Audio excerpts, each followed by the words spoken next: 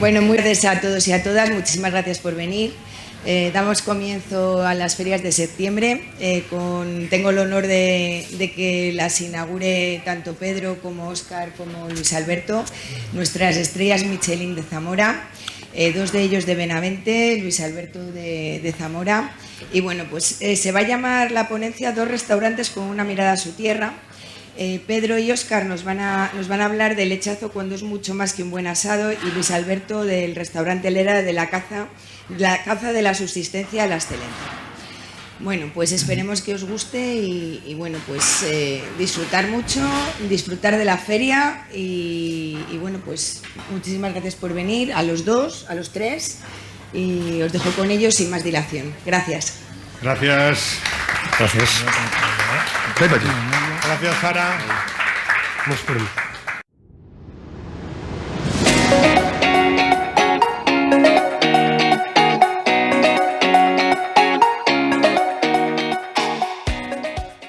Lo primero os pido disculpas por mi voz, porque estoy un poco cogido y llevo una temporada difícil de voz. Bueno, lo primero agradecer al Ayuntamiento de Benavente la invitación y sobre todo a Pedro y a Óscar, que son los que me llamaron para este evento. Y yo a Pedro es que nunca sé decirle que no. Sí, me llama y no sé a lo que vengo, pero siempre digo que sí, ¿no? Entonces, y sobre todo ahora que estaba pensando un par de cosas, ahora cuando hablabas, ahora iba a explicar qué es Lera.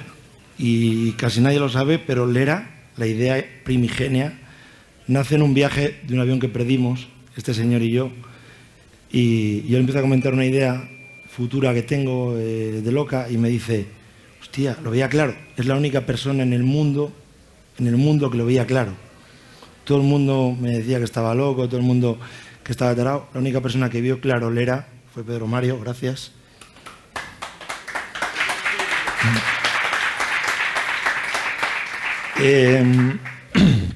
Bueno, os voy a explicar un poco como un poco veníamos a hablar de esto, ¿no? De dos restaurantes con una mirada puesta en un entorno y creo que ahora más que nunca, ¿sabes?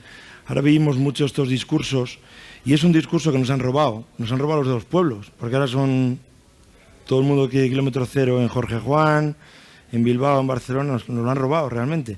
Entonces, lo nuestro sobre todo es real. Entonces, es un discurso que es verdadero y veníamos a hablar de ello.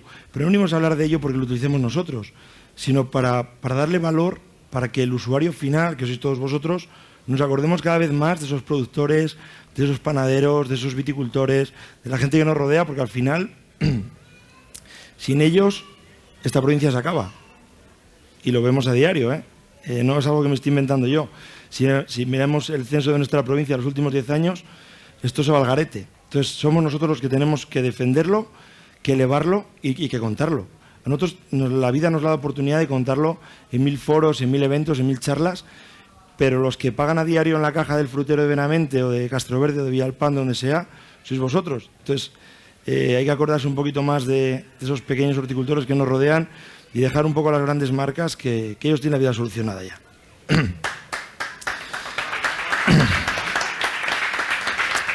Bueno, ahora a medida que vaya hablando irán pasando palabras que son términos que para nosotros nos sentimos muy identificados en Lera, ¿no? Pedro, pónmelo, porfa, yo soy un poco zote con esto. Irá rulando, pasará 1000 veces, pero bueno, mientras yo vaya hablando, son fotos del pueblo, de la cocina, de lo que hacemos en Lera. Entonces, bueno, esto, ¿qué hacemos en Lera? ¿Qué hacemos en Castroverde? Pues bueno, casi todos son caras conocidas, todos sabéis bien lo que hemos hecho durante años, pero llega un momento que hay un punto de inflexión en mi vida y como cocinero, en ese inconformismo que habla Pedro, ¿no? Que seremos de los pocos oficios que sin que nadie nos lo exija, cambiamos diariamente todo lo que hacemos. Nadie sabe muy bien por qué, pero hay algo que llevas dentro que te obliga como a seguir caminando, aun sabiendo que te equivocas. Y lo digo en mi caso. Yo sabía que en algún momento de mi vida me estaba equivocando, pero no podía parar. Y sigo así. Sé que gano una cosa, pierdo otra. Todo esto es una balanza, es un equilibrio. Y de ese equilibrio vivimos, sustentamos, pero no sustentamos cualquier cosa. Estamos sustentando un equipo de 30 y bastantes y en nuestro caso un equipo de 20 personas en Lera, ¿no? Entonces, esto no es una chaladura de tres locos que dicen ahora vamos a hacer esto porque nos apetece. No, no.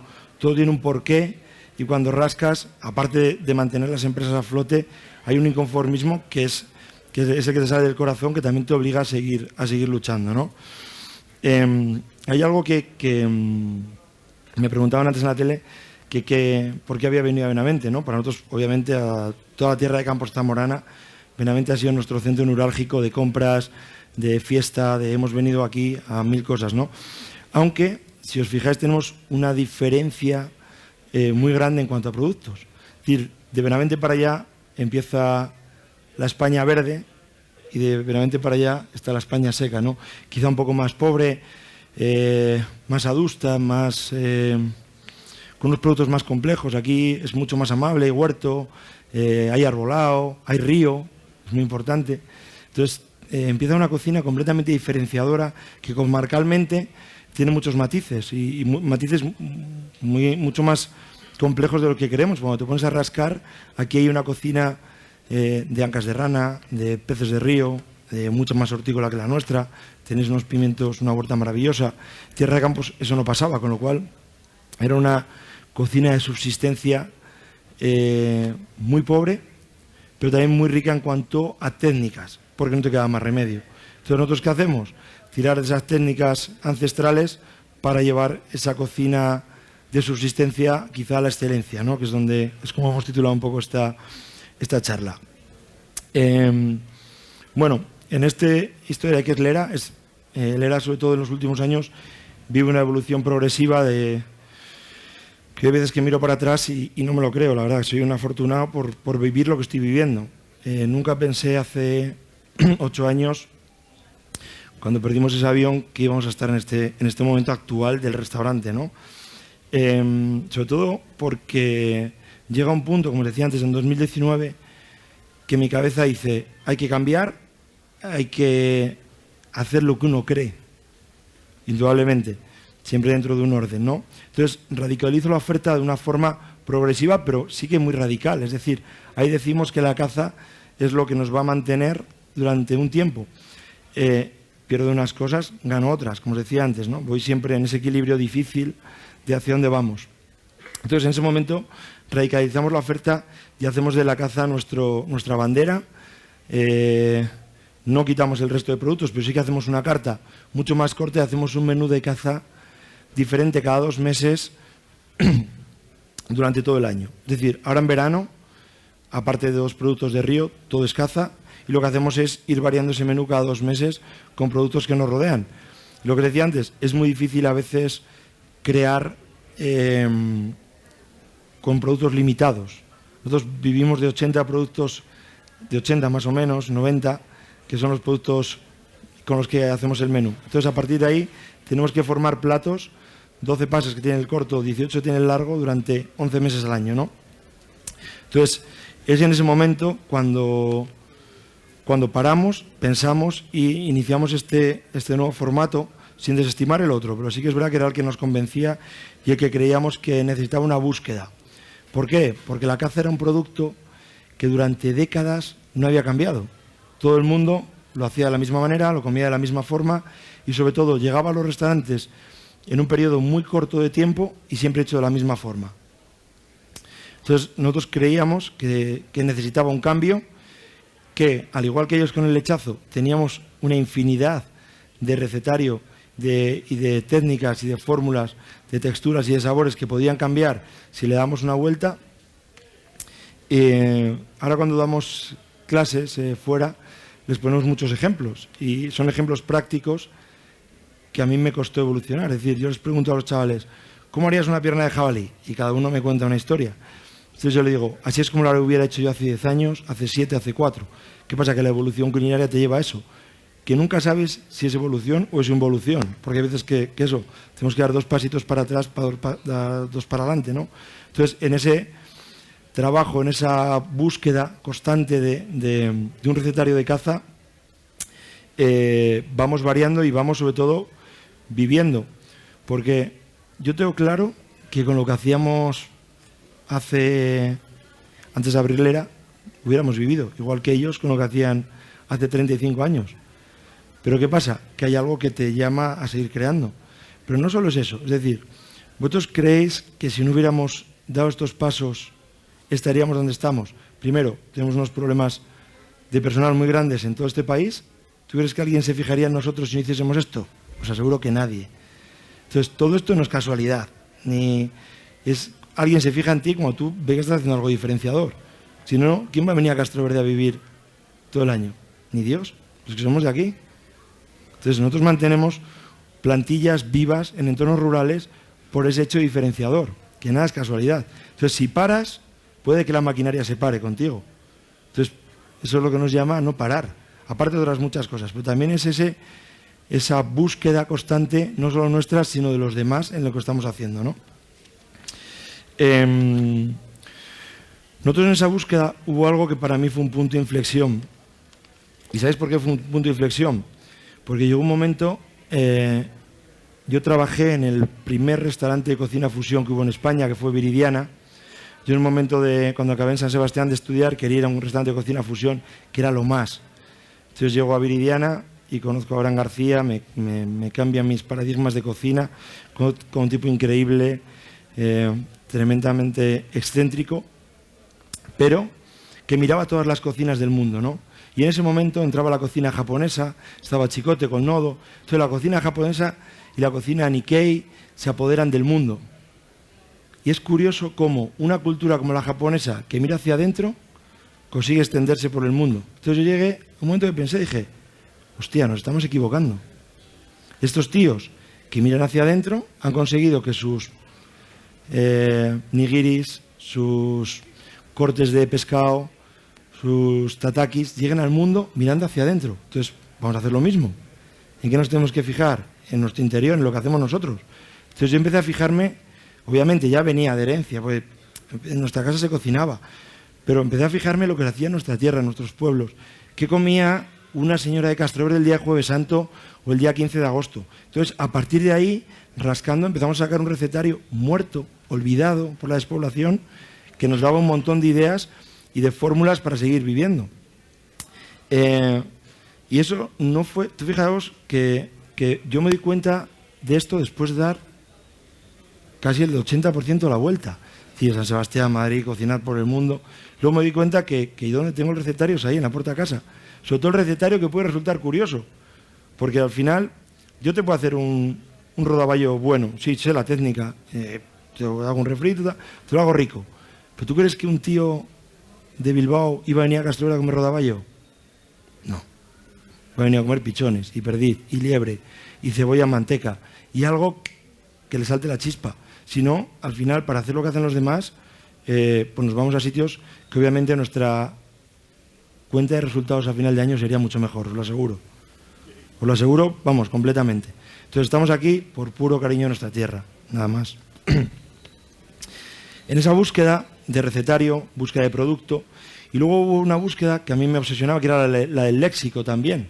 Es decir, yo vivo en un pueblo que, como todos los pueblos en nuestra querida provincia, desaparece a una velocidad de vértigo, pero no solo desaparece físicamente, desaparecen los recetarios y las palabras. Entonces yo necesitaba también conseguir que ese léxico, aunque fuese en un menú escrito, el tío que lo lea no se olvide. Porque es muy importante para que las generaciones venideras sepan que aquí vivió una civilización durante años que cocinaba eso. Porque esto dentro de 20 años, del recetario que hacían nuestras abuelas, no se va a acordar ni Dios. Eso, tenedlo en cuenta. Van a comer, no sé cómo se llaman, los telares estos de fideos que te compras, que metes en un microondas. Eso, el ya te como. De esos va a haber la de Dios. Pero a que nadie va a comer unas sopas de ajo que vas a templar en el microondas. Nadie. ¿Sabéis por qué? Porque somos unos acomplejados. Vivimos en una provincia de acomplejados. De gente que no valora lo que tiene, que no valora el lechazo, que no valora las lechugas, no valora los pimientos. Entonces, todo eso, que no es fruto de la casualidad, es un fruto de una educación, de unos años en los cuales nuestra tierra no ha sufrido nada más que abandono durante años, pues claro, de aquellos barros estos lodos, entonces no estamos inventándonos nada, ¿no? Entonces, a mí me importaba mucho que ese léxico y esas palabras de la cocina no se olvidasen, porque por algo cultural, ¿sabes? Es algo que ha formado parte de nuestras vidas siempre, ¿por qué lo vamos a olvidar, no? Los utensilios, como decía Pedro, trabajamos con artesanos, trabajamos con gente que nos rodea, porque hubo un momento, y esto no es que entonemos en mea culpa, hubo un momento que teníamos que comprar platos muy chulos de porcelana, porque era lo que se llevaba, no nos quedaba más remedio si queríamos estar vivos. Pero por suerte eso ha cambiado y hemos mirado hacia adentro. Y ahora pues trabajamos, compartimos encima una alfarera, el horno nos lo montó la misma persona, es decir, compartimos un montón de cosas que nos rodean, que lo único que hace es al final dar más fuerza a todo este discurso, que no es un discurso, es una realidad. Es decir, dejamos el dinero a esa gente que es la que al final va a potenciar y va a hacer que esta provincia no desaparezca, ¿no? Y luego había algo que para mí era muy importante también, aparte de todo esto, que eran los sabores. Es decir, yo preguntaba, por ejemplo, que este plato, ¿qué llevaba? Y me decía, a lo mejor mi madre o mi tía, lo que llevaba el plato, pero yo no lo había probado nunca. Y digo, hostia, ¿qué sabría? Claro, pues hacíamos, ya estamos haciendo una cebolla en manteca, rellena de paloma guisada, que lleva una sal de queso encima. Y la cebolla en manteca yo la empecé a hacer porque mi abuela, antes de hacer el lomo en manteca y el solomillo y las costillas, metía cebollas, peras y manzanas en la manteca para aprovecharla. Entonces esa cebolla, obviamente con una manteca más limpia, con las técnicas que nos proporciona hoy el día la cocina, pues la llevamos a una mesa del siglo XXI. Pero sin esa receta, sin esa idea de lo que hacía mi abuela, que yo nunca se lo voy a hacer, la verdad, pues no hubiéramos sacado este plato. Pero yo nunca las probé. Entonces me tenía que imaginar a qué sabían. Que eso es aún más difícil, porque, claro, al final yo vivo de recuerdos también, la cocina son recuerdos. Entonces, en todo momento, no solo vamos inventando platos, sino que tenemos que inventar sabores que están desaparecidos, o recordar sabores que aparentemente están desaparecidos, ¿no? Eso, en cuanto a la idea de ese cambio de paradigma que dimos, digo 2019 por buscar una fecha. No fue una fecha que dijimos, hoy pienso esto y mañana lo otro, no. Fue una fecha para mí, fue quizá un punto de inflexión también en cuanto a hacia dónde quería ir, ¿no? Y qué quería hacer con mi restaurante. Sobre todo porque fue el año que más hemos trabajado de la historia del restaurante. Entonces llegó un punto y dije, vale, esto ya lo tenemos. Tenemos ya lo que queríamos, que era tener el restaurante lleno. A partir de ahora tenemos que pensar no solo en lo que necesitamos, sino en lo que queremos. También no estamos aquí, estamos de paso. Entonces también tenemos que saber qué queremos hacer y por qué lo queremos hacer. No solo por facturar o tener un restaurante lleno, ¿no? Entonces, en ese momento, cuando ya planteo la caza como hilo conductor de nuestro menú anual, lo hago también, primero, por un hecho diferenciador, porque yo vi que la caza se nos daba bien, entonces sería una torpeza no hacerlo, porque soy cazador y me apetecía que la caza tuviese otra vida, y sobre todo porque yo veía que la caza no había sufrido cambios desde hace un montón de tiempo. Leía libros de los años 60 y 70 que tenían el mismo recetario. De hecho, os podría enseñar 3-4 libros de esas décadas con las mismas recetas, de diferentes editoriales, diferentes autores, casi todos con los mismos ingredientes, mismo recetario, cambian 3 términos, 3 nombres, ¿no? Entonces necesitábamos plasmar toda lo que sabíamos de la caza y lo que queríamos llevar en ese menú, ¿no? Entonces, en esa diferenciación nos aparece obviamente la cocina de subsistencia, que es la que nos rodea, la de los cazadores, la que habéis comido todos en los pueblos, de la gente que mata una perdiz, una liebre, un conejo de monte, ahora ya un jabalí, porque nos llegan a todas partes. Esa cocina ancestral, bebemos sobre todo de esa cocina, también de la cocina. Sabéis que la caza también, donde más se cocinaba eran los palacios, porque eran los que tenían un cocinero que podía perder el tiempo cocinando esos bichos. Entonces, tanto la cocina de subsistencia como la cocina palaciega, como la cocina de Centro Europa, que era quizá la más avanzada, todo eso fuimos formando un recetario y una idea a donde queríamos llegar, ¿no? Y sobre todo algo que para mí era impepinable, que era el aligerar y el hacer elegante todas estas piezas. Me obsesionaba sobremanera que la caza no fuese potente, porque cuando hablas con alguien caza y dices, eso es potentísimo. No, la caza la potenciamos nosotros a veces. Somos el propio cocinero o la gente que cocina en su casa, quien cree que la caza hay que potenciarla. Obviamente, no todos los animales valen. La caza tiene una cosa maravillosa, que cada bicho es de su padre y de su madre y completamente diferente al resto, que ninguno se parece al de al lado. Tú puedes replicar pollos, cerdos, terneros, incluso lechazos, porque tienen los mismos días. Tú coges 20 palomas o 10 perdices y, bueno, solo hay un producto que es homogéneo, que es el pichón. Sabemos que tiene un mes y tiene un mes, porque a las 5 semanas vuela y te despides de él. Pero los demás bichos no sabemos ni lo que hay. Hoy hemos hecho 14 codornices. Una se han hecho en hora y cuarto y una ha estado justo antes de que me venía, la hemos quitado. 5 horas y media, 6 horas. Ahí, que ahí estaba. Probablemente deshidratada, con falta de sabor, que irá pues para un caldo, para lo que sea. Porque no todas las piezas valen. Y eso te das cuenta cuando ya las has cocinado, que es una putada encima. Claro, pues las has limpiado, las has cocinado y has perdido el tiempo. Entonces me obsesionaba aligerar la caza, diferenciar las piezas y sobre todo las digestiones. Había algo que la caza nunca habíamos logrado, que era que las digestiones fuesen ligeras. Porque siempre la caza lo que hacíamos era un bicho potente, metíamos vino y hierbas aromáticas. ¿Qué hacíamos en vez de aligerar? Más potencia, venga, leña. Y encima lo acompañamos de un vino potente. Para cuando te levantases, estuvieses destrozado. Entonces, como yo me daba cuenta de que eso al final era incongruencia absoluta, era justo lo contrario lo que yo quería hacer. Entonces necesitábamos buscar la fórmula para que esa caza fuese ligera, fuese lo más homogénea posible en el día a día, la comieses, te sintieses bien y que encima tuvieses la posibilidad de comerte 12, 14 pases de caza en un mismo menú. Entonces era una búsqueda, también era una obsesión, pero sobre todo para mí era el poder elevar la caza donde nunca había estado. Y no es porque lo haya hecho yo, lo podría haber hecho cualquier otra persona. Lo único que hice fue preguntarme qué quería hacer. Dudar todo el rato de mi cocina. Sigo dudando. Me levanto todos los días y soy un mar de dudas. Es más, hay días que pienso y digo, yo creo que todo esto no nos lo merecemos. Pues estamos al 1% de lo que podemos hacer. Sé que no es así, pero no al 1, pero estamos al 10. Porque si hemos llegado a esto en muy poco tiempo, cuando pase más tiempo, esa evolución culinaria será mucho mayor. Y en productos como estos que estamos trabajando será aún mucho mayor.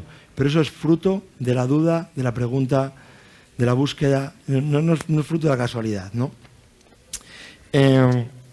Y luego, dentro de lo que os comentaba ahora, hubo otro cambio hace 2 años, que era darle a la caza su sabor primigenio. Es decir, nadie habíamos comido caza que supiese a lo que es la pieza. Nadie. La caza no sabía o a vino tinto, o a cebolla pochada, o a romero, o a tomillo. Entonces, había que saber a qué sabía la caza. Unas veces me equivocaba, otras veces no. Había veces que el desastre era monumental. Me acuerdo una liebre que hicimos una vez en un runner, buscando una fritura, y cuando sacamos la liebre hemos convertido una liebre maravillosa en un paté, que se lo tuve que echar a los galgos porque no había cristiano que lo comiese. Entonces, en esa, claro, te equivocas constantemente, que luego, claro, ya dices, ¿por qué ha pasado? Y en esas dudas dices, ¿por qué ha pasado esto? Carece de grasa, tremendamente fibrosa, probablemente su cocción no fuese el runner. Entonces, en esa búsqueda van surgiendo más técnicas, más utensilios, más preguntas, más grasas. Entonces ahí vamos juntando un montón de posibilidades para que ese plato salió. ¿Y sabes dónde hemos acabado haciendo? En una cazuela. Pues los cocineros somos así de torpes, tenemos que dar otra vez toda la vuelta para darnos cuenta. Entonces, pero esa inquietud es la que nos mantiene vivos también, ¿no? El sabor primigenio, os digo porque ahora pongo un ejemplo muchas veces cuando damos una clase a los chavales de escuelas, que es de las salidas que seguimos haciendo, porque hoy en día la gastronomía se ha convertido también un poco en un circo y bueno, esto lo hablamos mucho y nos toca salir en exceso a veces, ¿no? Las únicas salidas que intento no cortar son las de escuelas, porque esto que os estoy contando aquí me gusta contarlo en las escuelas para que los chavales sepan que se come caza, porque probablemente en los sitios donde viven les han dicho que los cazadores somos unos asesinos, bla, bla, bla, bla, todo esto, porque la sociedad va hacia donde va. Entonces la pregunta que les hago, muchas veces digo, oye, mira, tenemos una pierna de jabalí, ¿cómo la harías? Cada uno me pone un ejemplo. Le digo, pues mira, la vamos a hacer de una forma. Vamos a meterla en una salmuera, con la que nos explicaban Óscar y Pedro antes, pero esta sin nada, solo sal, agua, romero, tomillo, salvia, ya está. Sacamos la pierna de jabalí, una jabalina buena, no puedes coger un berraco de 200 kilos o 180, un animal adulto, una jabalina de 40 kilos. Cogemos la pierna, la metemos ahí, la tenemos 12 horas, para carecer de poca grasa, no como el cerdo. En 12 horas escurrimos la pieza y a las 12 horas la metemos en una bolsa de vacío sin nada, sin absolutamente nada. Cocemos 12 horas 85 grados al horno, enfriamos en agua con hielo, una noche en la cámara para que la gelatina y la carne se relajen y la cortamos en la cortafiambres. Tienes el mejor fiambre que has comido en tu vida. Es jabalí, sí, es jabalí. Parece mentira, pues es verdad. Pero eso, si tú no dices quiero probar un jabalí en su estado primigenio, no lo logras nunca, porque lo que te han enseñado precisamente es lo contrario, ¿no? Entonces hay búsquedas que van un poco por eso. Y obviamente la equivocación existe, hay veces que hierras y más con la caza, porque al final son animales salvajes y la búsqueda es más compleja, ¿no? Bueno, aparte de la caza, nos fijamos también pues, en el río, en las ancas de rana, que es algo que en nuestras comarcas se ha comido mucho, en los cangrejos, en el cereal, en el pan, es decir, de todos estos productos que nos rodean diariamente se hace nuestro menú de degustación. Obviamente, a mí no me gusta llamar a la cocina de kilómetro cero porque no lo es, pero sí que me gusta llamarle cocina de economía circular, como dijo Pedro antes. Es muy importante eso, ¿no? Comprar a quien te rodea, ¿no? Y sobre todo también dar valor a esos productos que si no, al final por los que estamos aquí van a desaparecer, ¿no? Y luego, todo esto me lleva a hablar de la manida palabra que es la sostenibilidad. Ahora hasta los de Iberdrola son sostenibles, los de no sé qué son sostenibles, los coches son todo sostenible. Lo único que todo es mentira. Es decir, al final la sostenibilidad es mucho más compleja, creo que todo eso. Digo que esto es mentira, lo digo aquí alegremente, ¿no? Nuestra sostenibilidad real, la nuestra, y en donde vivimos, es la sostenibilidad humana. Es decir, perdemos habitantes todos los días. Entonces, ¿qué es importante? Que nuestros restaurantes sean sostenibles, pero es todo de eso. Que podamos mantener equipos, gente, casas abiertas, escuelas. Esta mañana iba escuchando la radio, Fuentes Preadas, desde hace un montón de años, este año no hablo de la escuela. Entonces, ese es el verdadero problema de esta provincia, ¿no? No que venga el de Iberdrola a ponernos 20 molinos de Sayago. Eso es una putada, no es una sostenibilidad. Entonces, para mí la sostenibilidad humana es la realmente importante, porque si la sostenibilidad humana existe en nuestras comarcas, podemos mantener ese comercio y hacernos sostenibles de otra manera. Habrá un tío que ponga un huerto ecológico, recicle, si no, al final, ¿de qué sirve todo este discurso si no es real, ¿no? Entonces, es muy importante eso. Entonces, cuando venía a hablar de esto, digo, tengo que hablar de esto también porque si no, reviento, ¿no? ¿Sabéis que nosotros hacemos la cuenta esta? Somos el 8% de la población de Castroverde, somos la empresa. El 8%. Es decir, ojalá hubiese una en cada pueblo de Tierra de Campos o de los valles o de Vidriales. Hubiese una de soldadura, una bodega, una de pimientos, que pudiese mantener plantillas, pues no estaríamos hablando de todo esto, ¿no? Entonces, ojalá. Bueno, lo que hablábamos antes, el trabajo con artesanos, con las panaderías, con las tiendas del pueblo. Nosotros en este caso también no solo nos pasa esto, que compramos a los de alrededor, sino que hay muchas cosas que nos ha tocado hacerlas a nosotros, que fue poner en marcha una cooperativa de pichones, porque llegó un momento que los criadores de pichones que teníamos lo dejaban, y claro, nosotros en ese momento consumíamos entre 10 y 12.000 pichones al año. Con lo cual, si este hombre lo dejaba, o estos dos hombres lo dejaban, teníamos un problema gordo. Entonces, como no había nadie que se involucrase en este proyecto, nos tocó poner en marcha una cooperativa. Empezamos siendo 3 socios, somos 19. Muy complicado, os digo la verdad, muy complicado todo. Se está haciendo muy difícil. Está haciendo muy difícil porque no tenemos gente joven que se implique en la cooperativa. No tenemos gente joven que críe pichones. Sí que tenemos gente que nos quiere vender el palomar. Es decir, tengo esto, pero me deshago de ello en vez de darle forma. Entonces, para que veáis en qué momento estamos, es complejo, pero no vamos a cejar en el intento. Seguiremos luchando para que la cultura del pichón siga viva en Tierra de Campos, que lleva más de 2.000 años. Lo trajeron los romanos. Entonces, si esto desaparece, es bastante más... Es un problema gordo, es decir, es como si se nos cae una iglesia casi, que lleva 500 años en pie. Es que la crianza del pichón lleva 2000 años en nuestra comarca y nadie se ha preocupado de decir, oye, que esto siga vivo. Si esto pasa en Francia, se prepara una movida increíble. Pero pasa en este país y a nadie le preocupa. Pues bueno, montamos la cooperativa, montamos una huerta en una pequeña finca que compramos en Villalpando con regadío, criamos pollos de corral, gallinas, todo lo que nos costaba que nuestro alrededor se hiciese, pues le hemos tenido que ir dando forma para que pudiéramos tenerlo en el restaurante y sobre todo para tener un producto diferenciador si queríamos seguir vivos, ¿no? Por lo que os contaba, si al final tú tienes que comprar el mismo producto que compra un tío de Valladolid o Madrid, os digo la verdad, a nosotros nos es más fácil irnos allí.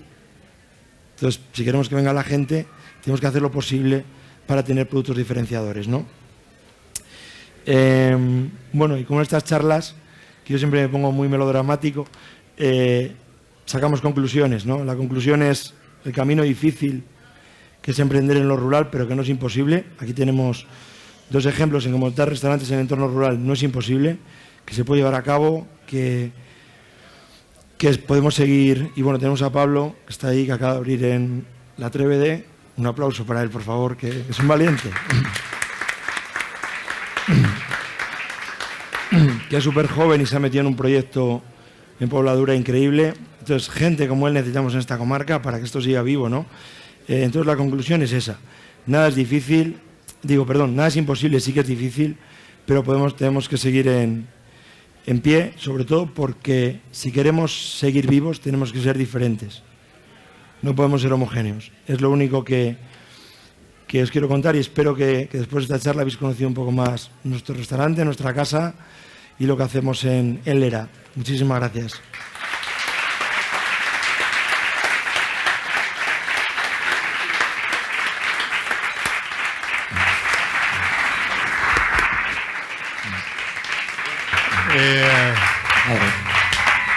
Grande Luis, grande Lera, grande Minica, sin lugar a dudas, ¿vale? Dios. Y un placer tenerte en casa.